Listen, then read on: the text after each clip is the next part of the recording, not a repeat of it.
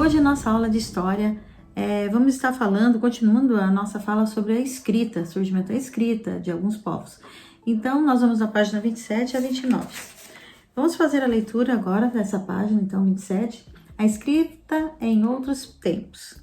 Então, nós vamos falar mais ou menos de algo que surgiu há mais de 500 anos atrás e para registrar também de uma certa forma diferenciada dessas que a gente usa atualmente. Então vamos lá. Vimos que a escrita era registrada em tabletes de argila na Mesopotâmia e em papiro e nas paredes no Egito Antigo.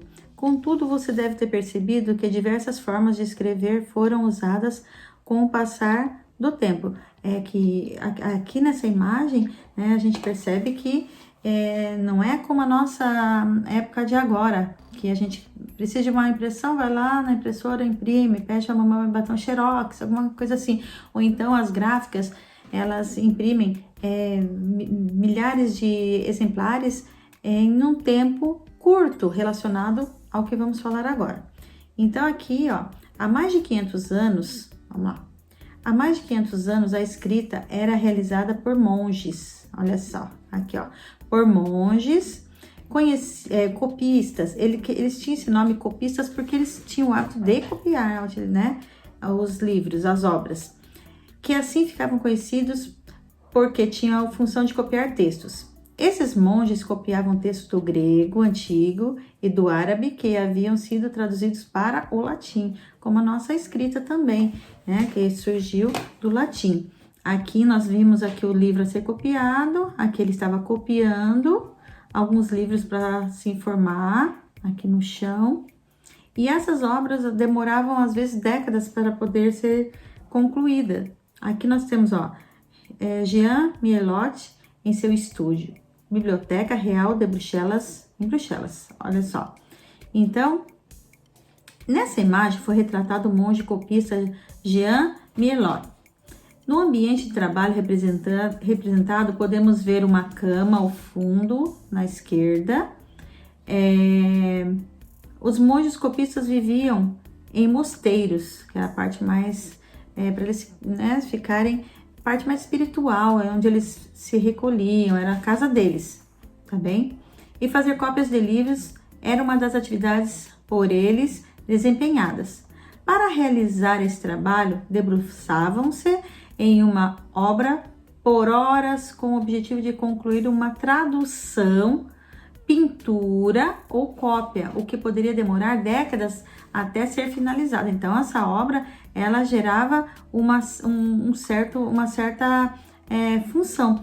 Então, não não podia assim copiar um livro. Hoje é bem mais simples, a gente sabe, mas ali naquele ano demorava-se muito tempo para copiar uma obra. Então, mais de 10 anos.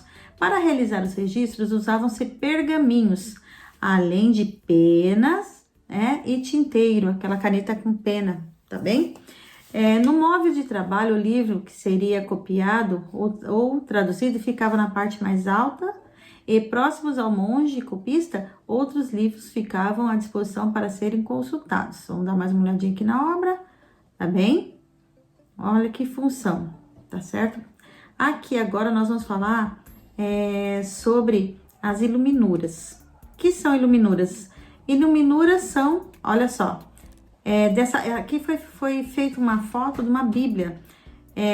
Foram encomendadas por um duque italiano de Ferrara chamado Borso del Oeste e foram concluídas entre 1455 e 1461, ou seja, mais de 550 anos.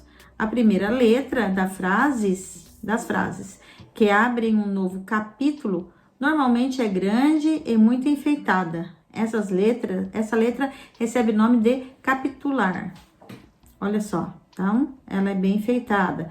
Aí diz assim, ó, belas pinturas chamadas iluminuras ilustravam as obras produzidas pelos monges copistas.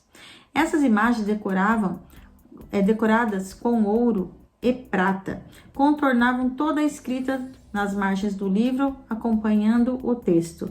Então, eles utilizavam o ouro e a prata para poder enfeitar a sua obra. Olha que coisa mais rica, né? Aqui tá a legenda, ó, Bíblia de bolso de oeste, pergaminho, é a medida dela aqui. Na outra página, vamos lá. Os livros e documentos ficavam ao alcance dos monges e das monjas que habitavam os mosteiros. Essas obras eram muito valiosas, pois havia poucas e demorava-se muitos anos para copiá-las, muitos anos. Os chineses inventaram o papel, que é bastante similar ao que conhecemos na atualidade. Contudo, para escrever, os monges copistas usavam um suporte conhecido como pergaminho, feito de couro de carneiro. Nós vamos mostrar, é tipo essa foto aqui, ó, que depois a gente vai estar fazendo atividade. Esse é um pergaminho, é uma ilustração de um pergaminho, né? Você sabia? A francesa Errade de Losenberg, freira da Igreja Católica, escritora e ilustradora, foi responsável pela elaboração de uma enciclopédia ilustrada, a obra Jardins das Delícias. Ela fez essa obra e ilustrou, finalizada em 1185. O conteúdo dessa enciclopédia foi utilizado com base de estudos para noviças. Então, ela tinha aqui uma... Para que servia? Para ensinar as noviças, e era um livro de conhecimentos, né? Organizado em ordem alfabética, tá bem? Após algum tempo surgiram, o que era noviças? Eram aquelas meninas que iam estudar para serem freiras, tá? Algum tempo surgiram outras mulheres escritoras como Christine de Pizan, que além de ter produzido vários livros, escreveu poemas. Nessa imagem, Christine de Pizan foi retratada em seu quadro escrevendo um livro próprio. Na mão esquerda segura um apagador e na direita uma caneta tinteiro. Aos pés da personagem foi apresentado um cachorro. Olha que belezinha aqui, tá bem? Enciclopédia, livro que reúne conhecimentos organizados por nome e alfabeticamente, tem o objetivo de fornecer explicações detalhadas sobre a imagem e a função de cada item citado. É uma obra parecida com um dicionário, a gente já pesquisou, né, em português as enciclopédias, e que muitas vezes é ilustrada. Noviças, mulheres que estão se preparando para fazer alguma ordem religiosa ou de um convento, tá bem? Então, na página agora 29, nós temos ali, ó. Tempos atrás, muitas pessoas não sabiam ler ou escrever, pois essa atividade geralmente era dominada apenas por um grupo religioso. E como é possível perceber, a produção de um livro demorava muito tempo e também precisava de bastante investimento. Então, ele fez um resumo do que ele falou até agora. Vamos brincar? Aqui você vai escrever uma história, lá no material de apoio, ó, essa folhinha aqui, ó. Você vai escrever uma história sobre como está sendo ali, de repente, a sua quarentena, esse teu momento aí na sua casa, o qual nós estamos passando nos dias atuais, tá? Como está sendo esse seu momento? Ali na página 29, ele pede para você pegar no material de apoio essa folhinha que a Pro mostrou aqui. Você vai, ó, aqui embaixo nós temos as letras iniciais de cada parágrafo. Você vai escrever aqui uma historinha curtinha e vai colocar para cada parágrafo uma letrinha para introduzir como se fazia a iluminura, tá bem? Agora aqui, ó. E depois você pode colar no seu caderno de história, tá? Depois de pronto. Outros olhares. A escrita coreana foi criada pelo rei Sejong o Grande, que apresentou em um documento oficial em 1446. Seu objetivo era diminuir o analfabetismo e facilitar a impressão de livros. Até então, poucas pessoas sabiam ler e escrever no reino coreano. Aqui está o alfabeto deles, aqui diferenciado, tá bem? Legal, né? Conhecer mais um. Com a ajuda de um adulto, pesquise as respostas para as seguintes questões. Que alfabeto você usa para escrever e ler? Que alfabeto você usa? Você pode pausar seu vídeo aí, pesquisar. Então, como você já deve saber, o nosso alfabeto aqui é o latino, né? Que vem do latim. Então, você vai escrever aqui alfabeto latino, que vem do latim. Qual é a origem desse alfabeto? Você pode colocar, a origem é latina e vem do grego também.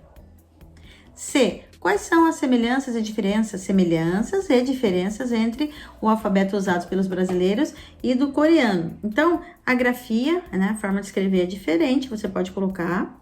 E de semelhança, os dois ali servem para registrar acontecimentos, tá bem? 2. De acordo com o que você estudou, assinale as alternativas corretas. No passado, existiam poucas pessoas morando nas cidades. Sendo assim, todos podiam frequentar a escola. Será que todos poderiam frequentar a escola? E aprender a ler e escrever? Nem pensar, né? Era bem restrito. No passado, os diferentes tipos de escritas eram registrados em suportes diversos, como papiro, tabletes de argila.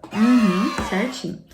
No passado, os monges traduziam diversos textos e os copiavam à mão. Tá certo também, acabamos de ver, né, essa história toda. Então é isso, pessoal. Vocês, depois de fazerem essa historinha, vocês podem colar no caderninho de história de vocês, tá bom? Bom, capriche aí, capriche. E depois quiser me mostrar, é só me enviar uma foto, tá bom? Até a próxima aula.